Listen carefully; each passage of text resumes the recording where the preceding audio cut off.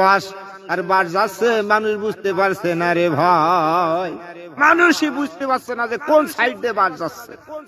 গরিব মানুষ কামাই করে, অল্প টাকা ইনকাম করে, মানুষ এখন গেমের ভিতরে মোবাইলে 200-500 টাকা ভরতেছে রে ভাই। গেম খেলে মানুষের ইচ্ছা যে টাকা পয়সা একটু বেশি করে বানাবে আর সংসার ধর্ম ভালো করে জ্বালাবে, সেটা তো আর হচ্ছে না।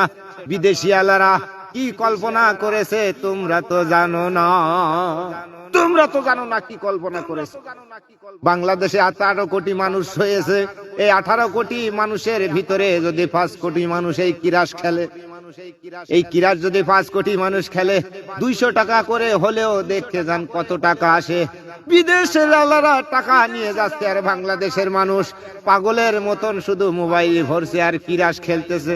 অনেকের সংসারে ঝামেলা হচ্ছে রে ভাই, সে কথা বলবার নয়, সেই কথা বলবার নাই কি ঝামেলা হচ্ছে। অনেকে অনেক বেড মেল বেটে হাজার হাজার লাখ লাখ টাকা ব্যাংকের টাকা সব খুয়ে ফেলেছে, রাস্তার পাগল হয়ে গেছে। অনেকের আবার ঘরের বউ চলে গিয়েছে, জীবনটাই বরবাদ করে ফেলেছে এই অনলাইনে জুয়াতে রে ভাই। তবে দেশকে যারা ভালোবাসি তারা এই ভুল করব না, আমার দেশের টাকা বিদেশের মাটিতে দেব না।